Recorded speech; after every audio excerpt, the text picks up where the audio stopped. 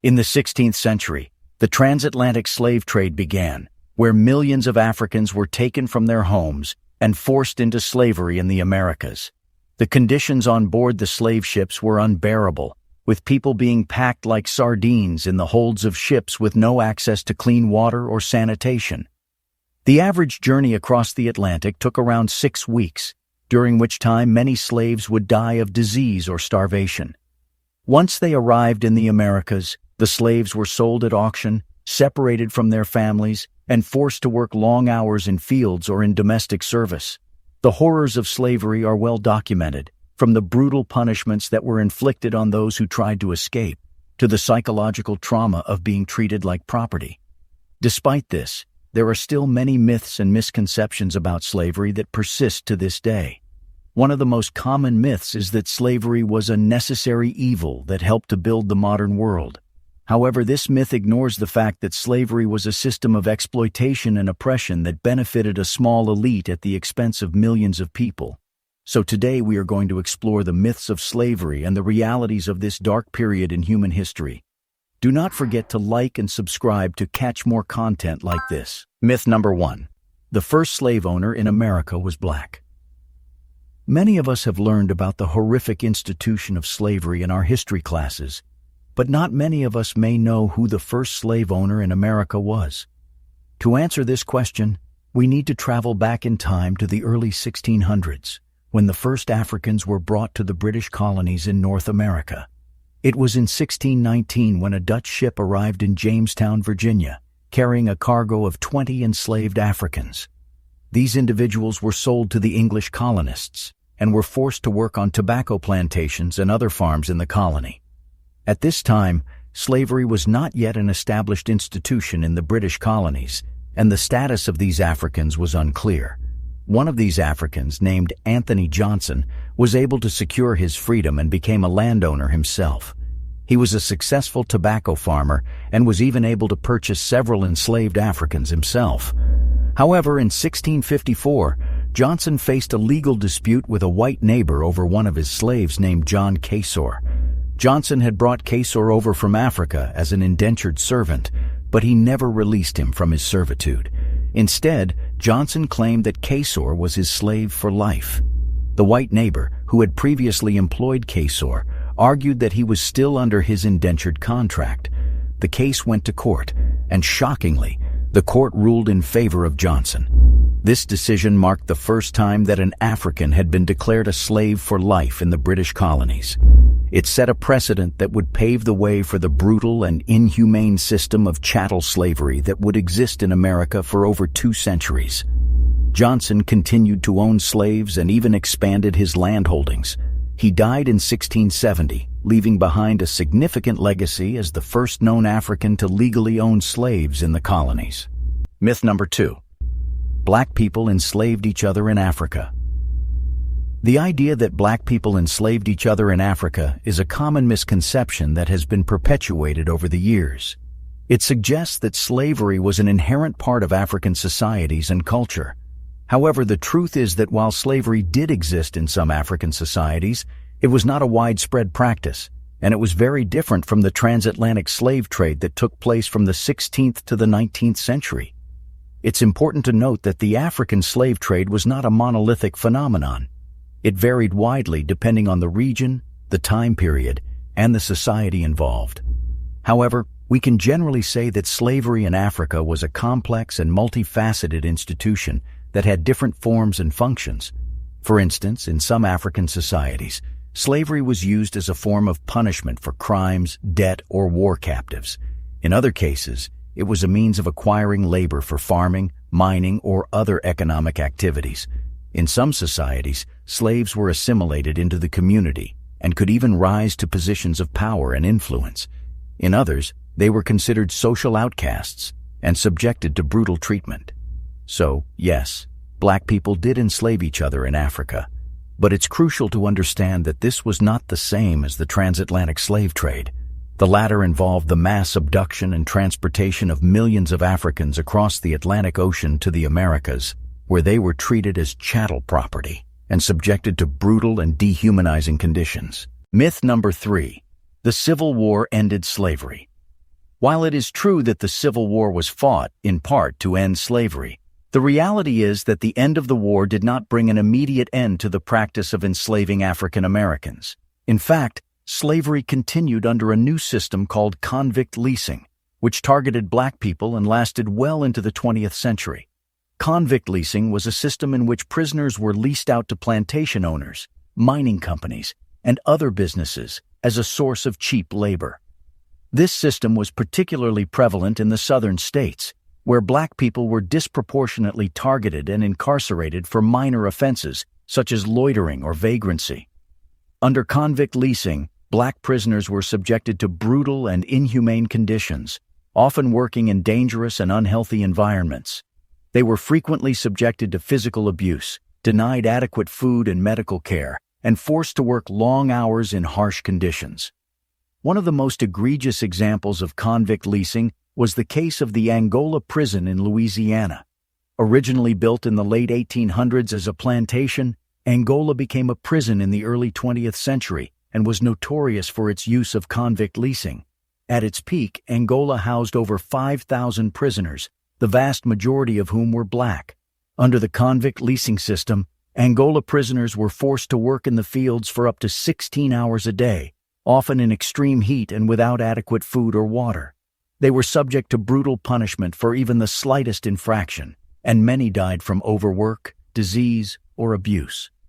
While the practice of convict leasing eventually came to an end in the early 20th century, the legacy of this system continued to impact black communities for decades. Many of the people who were incarcerated under convict leasing were never able to fully recover from the physical and emotional trauma they endured, and their families often suffered as a result. Myth number 4. Women were not as involved in slave owning. As men were for a long time, it was believed that women were not as involved in slave owning as men were. The traditional narrative suggests that women were seen as passive participants in this gruesome chapter of American history. But this is far from the truth.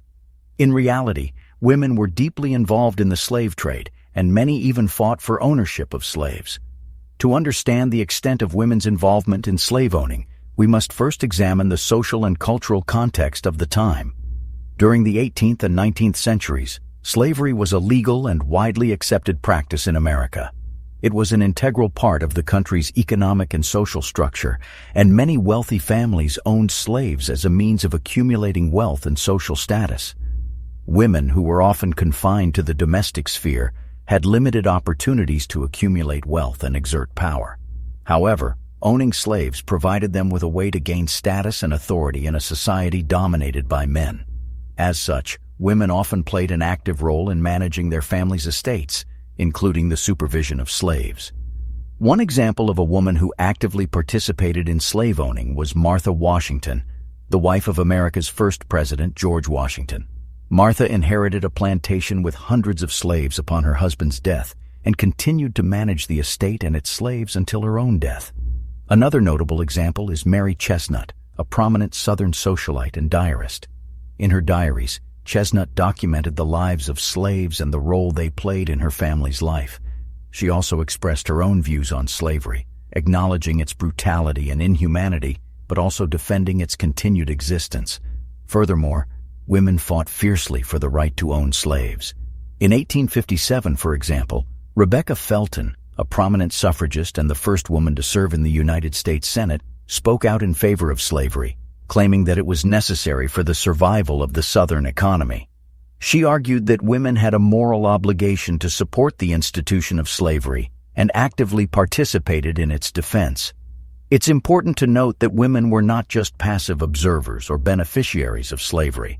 They actively participated in and benefited from the slave trade, perpetuating a system of oppression and exploitation that lasted for centuries. To ignore their role in this history is to distort the truth and perpetuate a false narrative. Myth number 5. Slavery was limited to the South. It's a common misconception that the North was free from the horrors of slavery, and it's easy to understand why.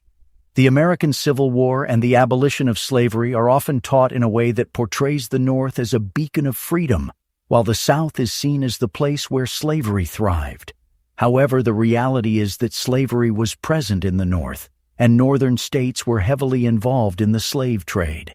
The northern states may not have had the same level of plantation-based slavery that existed in the South, but they still relied on slavery for their expanding economy. The Industrial Revolution of the 19th century created a massive demand for raw materials like cotton and tobacco, and much of the North's wealth was built on the exploitation of enslaved people. One of the primary ways that northern states were involved in slavery was through the shipping industry. Northern ports like Boston, New York, and Philadelphia were some of the busiest ports in the country, and they played a significant role in the transatlantic slave trade. Slaves were brought from Africa to these ports, where they were sold to plantation owners in the South or shipped to other countries for labor. But it wasn't just the shipping industry that was involved in slavery in the North. Many northern industries, such as textiles and manufacturing, relied on cotton and other raw materials that were produced by enslaved people in the South. The cotton gin, invented by Eli Whitney in 1793, revolutionized the cotton industry, making it easier and faster to process cotton. This led to an increase in demand for cotton, which in turn fueled the expansion of slavery in the South.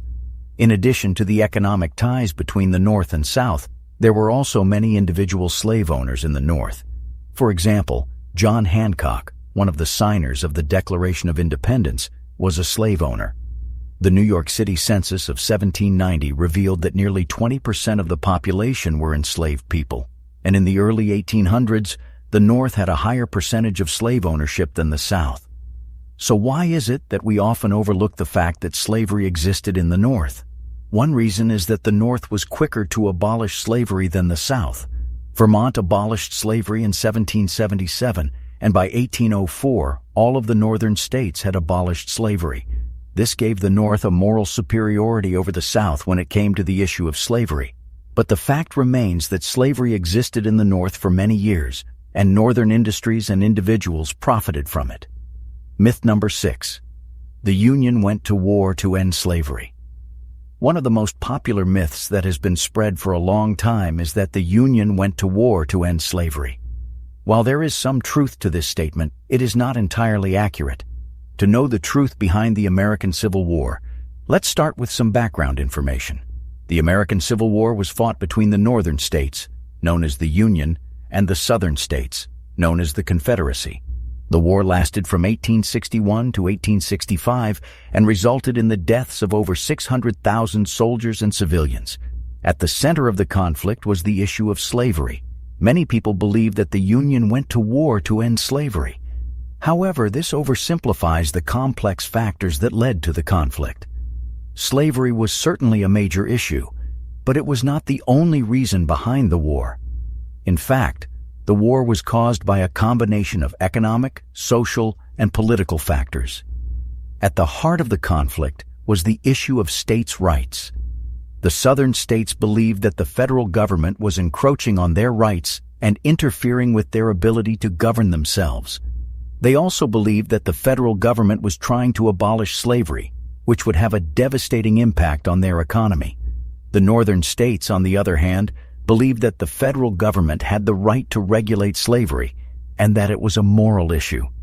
They saw slavery as an evil that needed to be eradicated from the country. However, this was not their primary reason for going to war. One of the key economic factors that led to the war was the issue of tariffs. The northern states relied heavily on manufacturing and wanted to protect their industries from competition from Europe. They did this by imposing tariffs on imported goods, which made them more expensive and less competitive. The southern states relied on agriculture and were heavily dependent on exports, so they opposed tariffs. The southern states also believed that the federal government was unfairly taxing them to pay for northern infrastructure projects. They saw this as yet another example of the federal government taking away their rights and freedoms. Myth number 9. Europeans, physically enslaved Africans. It is often believed that Europeans were responsible for the enslavement of millions of Africans, but this is not entirely true. While it is undeniable that European nations played a major role in the transatlantic slave trade, the reality is that they mostly engaged in slave buying. In fact, The majority of the slaves that were bought were already enslaved by Africans in Africa. The slave trade was not a new phenomenon in Africa. Slavery had existed in various forms in Africa for centuries prior to the arrival of Europeans. It wasn't until the 15th century that Europeans began to take an active role in the African slave trade. The Portuguese were the first to establish trade links with West Africa in the 1440s. They initially traded gold and other commodities, but soon realized that they could also profit from the slave trade. European demand for slaves grew as the transatlantic slave trade expanded, and soon other European powers followed suit. So why did Europeans primarily engage in slave buying rather than physically enslaving Africans themselves? Well, there are several reasons for this. For one, it was simply more efficient and cost-effective for Europeans to purchase slaves from African traders rather than go to the trouble and expense of capturing and transporting them themselves. Additionally, Europeans were not well suited to the African climate and were highly susceptible to tropical diseases, making it difficult for them to establish permanent settlements. That being said, it is important to note that Europeans did engage in physical enslavement in some instances. For example, the Portuguese established a trading post on the island of São Tomé in the Gulf of Guinea in the late 15th century. The island was ideal for growing sugarcane, but the Portuguese lacked the labor force to cultivate it. They began to import slaves from the nearby mainland, but soon found that the slaves were dying at an alarming rate due to disease and overwork. To solve this problem, the Portuguese began to kidnap slaves themselves, leading to the establishment of a brutal system of forced labor on the island. It is also worth mentioning that while Europeans primarily engaged in slave buying, they still played a significant role in perpetuating the slave trade. European traders were responsible for introducing firearms and other advanced weaponry to African kingdoms, which enabled them to conquer and enslave neighboring tribes. European demand for slaves also led to an increase in intertribal warfare, as African kingdoms sought to capture and sell prisoners of war to European traders. Myth number 10. Christians did not involve in slavery. Many Christians today believe that their religion has always stood against slavery, and that Christians were at the forefront of the abolitionist movement. However, this is not entirely true. First, let's take a brief look at the history of slavery in the Christian world. Slavery was widespread in the ancient world, including in the Roman Empire, which had a significant impact on the development of early Christianity. In fact, the Apostle Paul, who is considered one of the most important figures in early Christianity, wrote a letter to Philemon, a slave owner, asking him to forgive and receive back his runaway slave, Onesimus. This letter has been interpreted as indicating that slavery was accepted in early Christianity.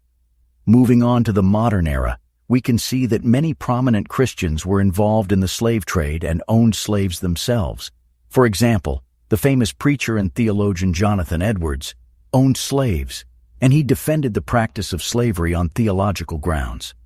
Edwards argued that slavery was a necessary institution that was sanctioned by the Bible.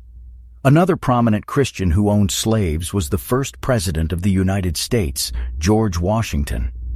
Washington was a devout Christian who believed that slavery was wrong, but he also believed that it was necessary for the economic development of the American colonies. In fact, many Christians in the American South believed that slavery was sanctioned by God and that it was their duty to own slaves.